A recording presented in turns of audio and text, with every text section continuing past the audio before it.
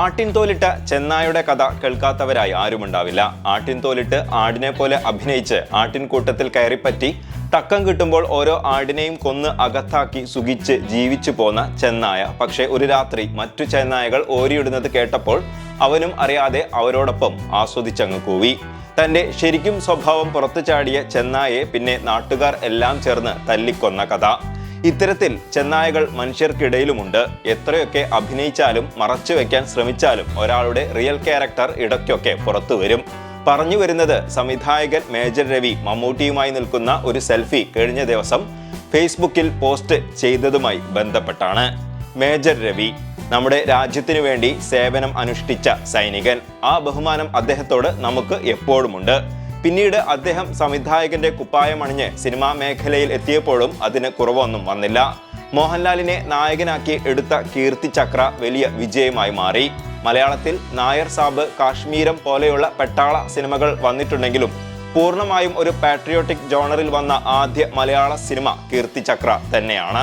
ആ സിനിമയിൽ മോഹൻലാൽ അവതരിപ്പിച്ച കഥാപാത്രം മേജർ മഹാദേവന് ലഭിച്ച സ്വീകാര്യതയും അതേ തുടർന്ന് ലഫ്റ്റനന്റ് കേണൽ പദവി നൽകി അദ്ദേഹത്തെ രാജ്യം ആദരിച്ചതുമൊക്കെ നമുക്ക് എല്ലാവർക്കും അറിയാവുന്ന കാര്യവുമാണ്. ആ കഥാപാത്രത്തിന്റെ ഫ്രാഞ്ചൈസിയായി പിന്നീട് വന്ന സിനിമകൾക്കൊന്നും പക്ഷേ തിയേറ്ററിൽ വിജയം കാണാൻ കഴിഞ്ഞില്ല. ദേശസ്നേഹം കച്ചവടമാക്കി കീശ വീർപ്പിക്കാനുള്ള പരിപാടി അതോടെ രവി അണ്ണന് അങ്ങ് നിർത്തേണ്ടിയും വന്നു. ഇപ്പോൾ പണ്ട് ആനപ്പുറത്ത് ഇരുന്ന തഴമ്പിന്റെ കഥ പറഞ്ഞ് സോഷ്യൽ മീഡിയയിൽ വലിയ പിള്ള ചമഞ്ഞ് നടക്കലാണ് പുള്ളിയുടെ മെയിൻ ഹോബി. ഇന്ത്യൻ ആർമിയിൽ സേവനമനുഷ്ഠിച്ച ഏക മലയാളി പുള്ളിയാണെന്ന രീതിയിലാണ് പലപ്പോഴും പുള്ളിയുടെ സോഷ്യൽ ഇന്ററാക്ഷൻസ് ഒക്കെ. വയനാട് പ്രകൃതി ദുരന്തം ഉണ്ടായപ്പോൾ മോഹൻലാലിനൊപ്പം സൈനിക യൂണിഫോമിൽ എത്തിയത് വലിയ വിവാദമായിരുന്നു. അദ്ദേഹത്തിന്റെ പേരിൽ ഒരു റിട്ടയേർഡ് പട്ടാളക്കാരൻ കേസ് ഫയൽ ചെയ്യുകയും ചെയ്തിരുന്നു. 2018 പ്രളയ സമയത്ത് കേരളം ഒറ്റക്കെട്ടായി അതിനെ നേരിട്ടപ്പോൾ ആ രക്ഷാപ്രവർത്തനത്തിന്റെ ഭാഗമായ അദ്ദേഹം കേരളത്തെ അധിക്ഷേപിച്ച അർണബ് ഗോസ്വാമിയെ ശക്തമായ ഭാഷയിൽ അന്ന് വിമർശിച്ചിരുന്നു. ഇനി മുതൽ ഞാൻ കറകളഞ്ഞ മതേതരവാദി ആയിരിക്കുമെന്ന സ്റ്റേറ്റ്മെന്റും അന്ന് പുള്ളി ഇറക്കി. BJP-യിലെ 90% നേതാക്കളും വിശ്വസിക്കാൻ കൊള്ളാത്തവരാണെന്നും എല്ലാവരും സ്വന്തമായി എന്ത് ലഭിക്കുമെന്ന് അന്വേഷിച്ച് നടക്കുന്നവരാണെന്നും അദ്ദേഹം പരസ്യമായി അന്ന് കുറ്റപ്പെടുത്തിയിരുന്നു. ഇനി മുതൽ BJP നേതാക്കൾക്കായി എവിടെയും പ്രസംഗിക്കാൻ ഞാൻ പോകില്ലെന്ന് പറഞ്ഞതും BJP ബന്ധം അവസാനിപ്പിക്കുന്നതിന്റെ സൂചനയായി അന്ന് എല്ലാവരും കരുതി. പക്ഷേ അതേ ആൾ ഇന്ന് BJP-യുടെ സംസ്ഥാന വൈസ് പ്രസിഡന്റ് ആണ് എന്നതാണ് വിരോധാഭാസം. ഇവിടെയും തീരുന്നില്ല രവി അണ്ണന്റെ വീരചരിതങ്ങൾ. ഒരിക്കൽ ഒരു വനിതാ മാധ്യമ പ്രവർത്തകയ്ക്കെതിരെ ലൈംഗിക ചുവയുള്ള പരാമർശങ്ങൾ നടത്തിയതിന്റെ പേരിൽ കോടതിയിൽ നിന്ന് ശാസനം ലഭിക്കുകയും വിചാരണ നേരിടുകയും ചെയ്തിരുന്നു. അതുപോലെ ഒരു ധനകാര്യ സ്ഥാപനത്തെ കബളിപ്പിച്ചുകൊണ്ട് 12 ലക്ഷം രൂപ തട്ടിയ കേസിൽ മേജർ രവിക്കെതിരെ ജാമ്യമില്ലാ വകുപ്പുകൾ പ്രകാരം ഇരിങ്ങാലക്കുട പോലീസ് കേസ് എടുത്തിട്ടുമുണ്ട്. മേജർ രവിയുടെ ഉടമസ്ഥതയിലുള്ള തണ്ടർഫോഴ്സ് സ്ഥാപനത്തിന്റെ സഹ ഉടമകളെയും കേസിൽ അന്ന് പ്രതി ചേർത്തിരുന്നു. തണ്ടർഫോഴ്സ് എന്ന സെക്യൂരിറ്റി സ്ഥാപനത്തിന്റെ ഡയറക്ടർ ആക്കാമെന്ന് പറഞ്ഞ് പലപ്പോഴായി ലക്ഷങ്ങൾ തട്ടിയെടുത്തു എന്നാണ് പരാതിയിൽ പറഞ്ഞിരിക്കുന്നത്. മേജർ രവിയുടെ അക്കൗണ്ടിലേക്കാണ് കൂടുതൽ തുകയും നൽകിയത്. മാസം 10 ലക്ഷം രൂപ വരുമാനം ലഭിക്കുമെന്ന ഉറപ്പിലാണ് ഈ തുക നൽകിയതെന്നും എന്നാൽ ഡയറക്ടർ ബോർഡിൽ ഉൾപ്പെടുത്തിയില്ലെന്നും നൽകിയ പണം തിരികെ ലഭിച്ചില്ലെന്നുമാണ് പരാതി. ഇങ്ങനെ പോകുന്നു AK രവീന്ദ്രൻ എന്ന മേജർ രവിയുടെ ലീലാവിലാസങ്ങൾ. ഇതിൽ മലയാളികളെ ഏറ്റവും നൊമ്പരപ്പെടുത്തിയ കാര്യം മമ്മൂട്ടിയുടെ നാഷണൽ അവാർഡ് തഴയുന്നതിന് പിന്നിൽ ഇദ്ദേഹം പ്രവർത്തിച്ചതായിരുന്നു. സിനിമ കണ്ട പ്രേക്ഷകർ ഒന്നടങ്കം മമ്മൂട്ടിക്ക് അവാർഡ് പ്രതീക്ഷിച്ച കഥാപാത്രമായിരുന്നു പേരമ്പിലെ മമ്മൂട്ടി അവതരിപ്പിച്ച അമ്മുതവൻ. അവാർഡ് മമ്മൂട്ടിക്ക് ലഭിക്കാത്തതിന് പിന്നിൽ രവിയുടെ കറുത്ത കരങ്ങൾ ഉണ്ടെന്നത് പരസ്യമായ രഹസ്യമാണ്.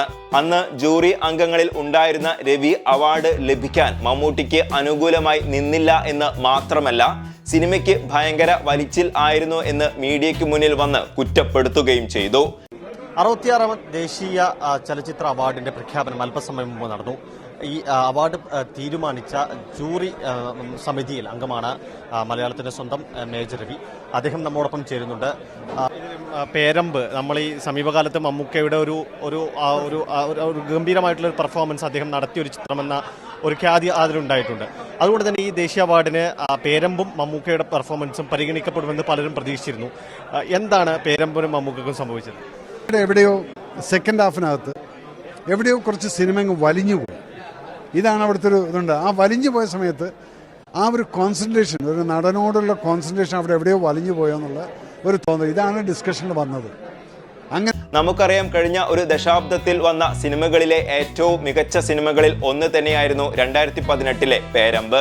പക്ഷെ അന്ന് മേജർ രവി ഉൾപ്പെടുന്ന അംഗങ്ങൾ അവാർഡിനായി തെരഞ്ഞെടുത്ത നടന്മാർ ഒന്ന് വിക്കി കൗശലും മറ്റൊന്ന് ആയുഷ്മാൻ ഖുർആനയുമായിരുന്നു. യഥാക്രമം ഉറിയിലെയും അന്ധാധുനിലെയും അഭിനയത്തിനാണ് ഇവർ അവാർഡ് പങ്കുവച്ചത്. രണ്ട് സിനിമകളും നല്ല സിനിമകളായിരുന്നു, അതിൽ തർക്കമൊന്നുമില്ല. സിനിമയിൽ അവരുടെ അഭിനയവും മികച്ചതായിരുന്നു. പക്ഷേ മമ്മൂട്ടിയുടെ പേരമ്പിലെ അഭിനയവുമായി താരതമ്യപ്പെടുത്തുമ്പോൾ അത് ഒന്നുമല്ലായിരുന്നു. ആയുഷ്മാനും വിക്കിയും അന്ന് അവാർഡ് മമ്മൂട്ടി അർഹിച്ചിരുന്നു എന്ന് അഭിപ്രായപ്പെടുകയും ചെയ്തിരുന്നു. എവിടെയൊക്കെ വർഗീയത കുത്തിക്കയറ്റാൻ പറ്റുമോ അവിടെയൊക്കെ അത് കൃത്യമായി ഉപയോഗിക്കുന്ന ഒരു സർക്കാരിന്റെ ശിങ്കിടികളായി പ്രവർത്തിക്കുന്ന ജൂറി സംഘത്തിൽ അന്ന് ഉണ്ടായിരുന്ന മേജർ രവി ഇന്ന് മമ്മൂട്ടിയെക്കുറിച്ച് ഫേസ്ബുക്കിൽ എഴുതിയത് കാണുമ്പോൾ പ്രത്യേകിച്ച് അത്ഭുതമൊന്നും തോന്നിയില്ല.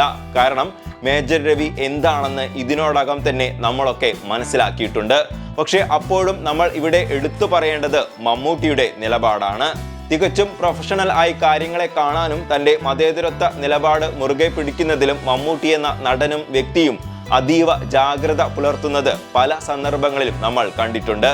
വിവാദപരമായ പല വർഗീയ വിഷയങ്ങളിലും അദ്ദേഹം മൗനം പാലിക്കുന്നതിന് പിന്നിലും ഇത്തരത്തിൽ ചേരിതിരിഞ്ഞ് ആളുകൾ പരസ്പരം ചെളിവാരി എറിയുന്നത് കാണാൻ താല്പര്യമില്ലാത്തത് കൊണ്ടായിരിക്കാം.